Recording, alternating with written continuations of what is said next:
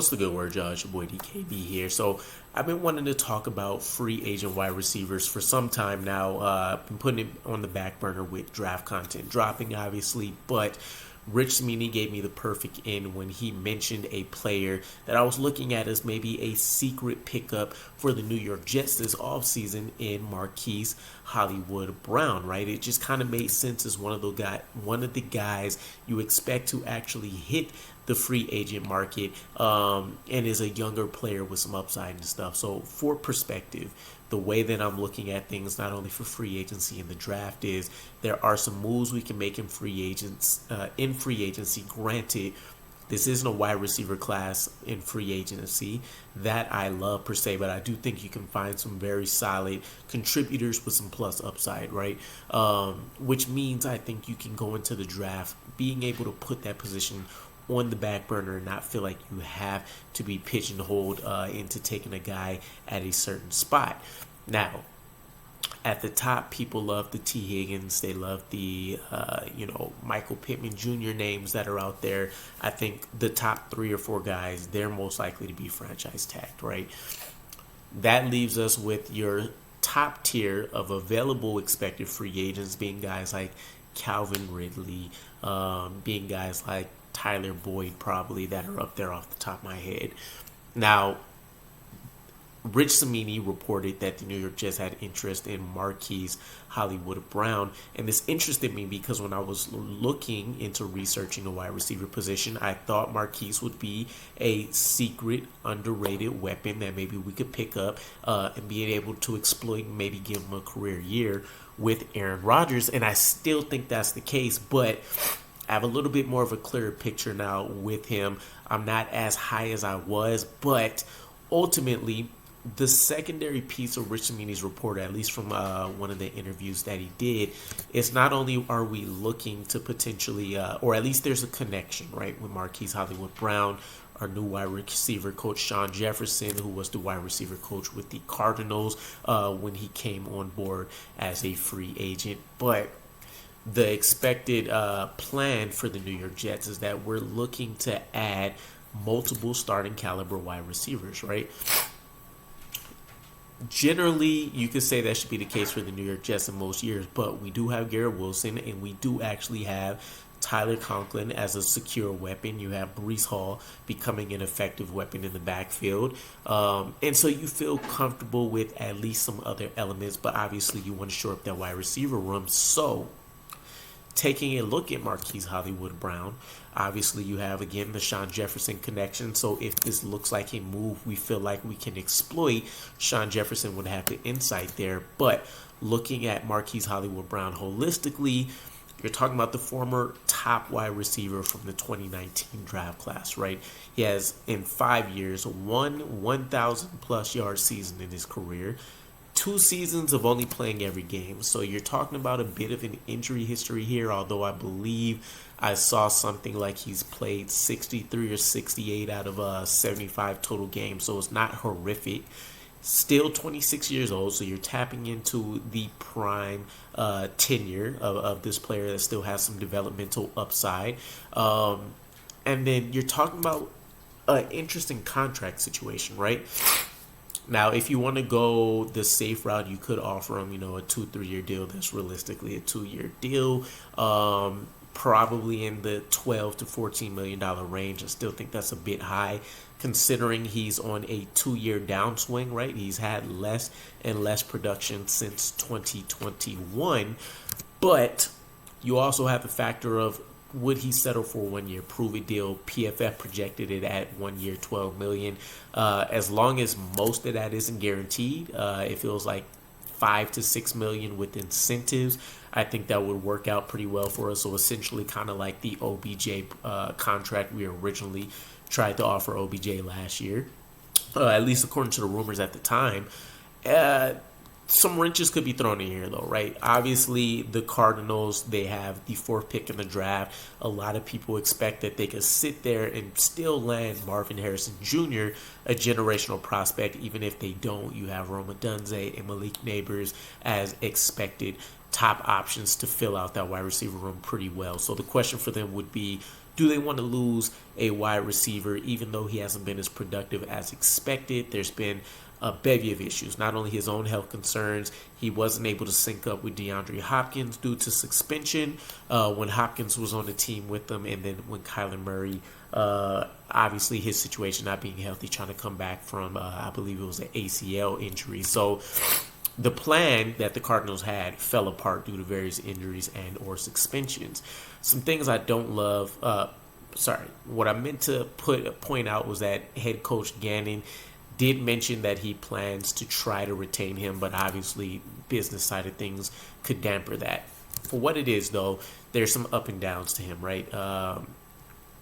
A 50% catch total. It was somewhere in that range. I think it was like 50 to 51%. 51 out of like 101 targets last year. Not great by any means, right? Especially for a guy that you're not talking about being a immense big play threat.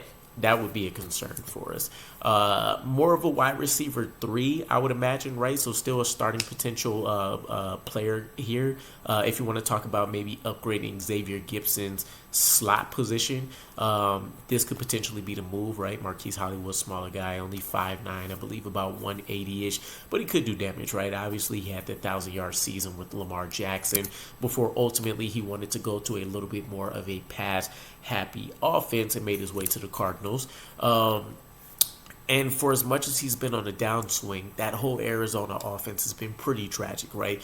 You're talking about 2021, he had something like 550-something odd yards, 51 catches, 4 or 5 touchdowns, and that still led the team, I believe, in every category for the Cardinals in 2023. So the idea, if you sign Marquise Hollywood Brown, is you would get a solid starting slot option, but the upside with him is still pretty significant. Only, 3 years removed by the time the season starts from his last 1,000-yard season. Getting healthier, right? Not a consistent, long, lengthy injury history. And maybe you can get him on the cheap while he tries to rebuild his value.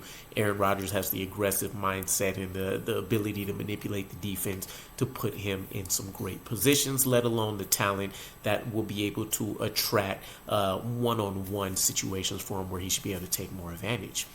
The next sneaky guy that I think we should seriously consider not only would take away from a AFC East rival, but it would be the perfect addition to what this offense really needs on the boundary, as a guy that can really stretch the field, and not just as a decoy, but actually make defenses pay for not paying attention to him, sending those, keeping 2 safeties up high, right? Gabriel Davis, a.k.a. Gabe Davis, from the Buffalo Bills. Only 24 years old. Definitely vertical receiving threat, captures him in a nutshell, right?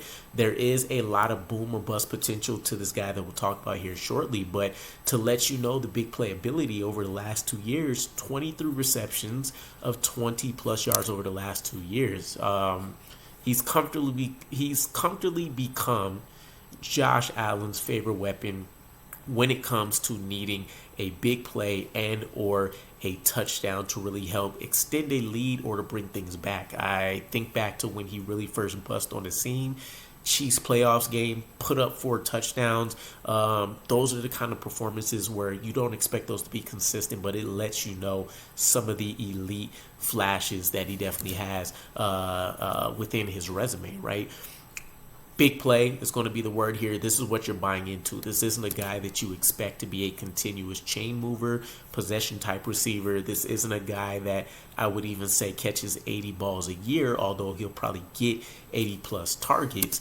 Averages 16.6 yards per reception in 2023. That's a ridiculous number. It's not even the best of his career. It's the 3rd best. He actually hovers somewhere in the 15-plus range, right?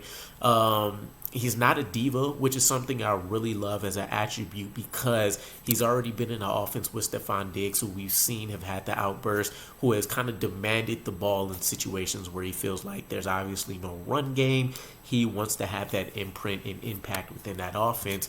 He's never made a sound, never made any moves in error in terms of causing any locker room dysfunction. He just goes out there, makes the big plays, and is satisfied with the work he gets in. Generates big plays and touchdowns. This is essentially going to be his memo. But as mentioned, he is very boom or bust. This is the best stat that I've seen that really puts this in perspective, right? 5 games with at least 85 or more receiving yards. Also, though, has 5 games with at least 0 catches where he's been completely invisible on the field, right? Either due to low targets or he just didn't make the plays that he needed to play. Generally, it's just seems like he faded out of the game plan more than anything else, so I'm a little bit more comfortable with it. One of the final stats that I kind of had fun with this guy is we talked about the Brandon Ayuk potential trade if we want to go out there and try to target a high-end number 2, number 1 type wide receiver. Brandon Ayuk had a average depth of target, I believe I calculated was like 10 point something yards, right? Or 11 point something. But basically, he was a guaranteed first down play when targeted. Gabe Davis has beat 14.7 yards over his career as the average depth of target. And so this is a guy that I think brings another dimension, another element. Again, not a lot of nuance to his game per se, but for what we need to help take attention away from Garrett Wilson and to be able to capitalize on Aaron Rodgers' ability to put some of these guys in great situations, I think this would be a huge pickup. Plus, you're getting him on the huge upside. Only being 24 years old is a huge boost to this New York Jets receiving core, where I think you really need to find a guy you can partner with Garrett Wilson for at least the next couple of years leading up to that 5th-year option.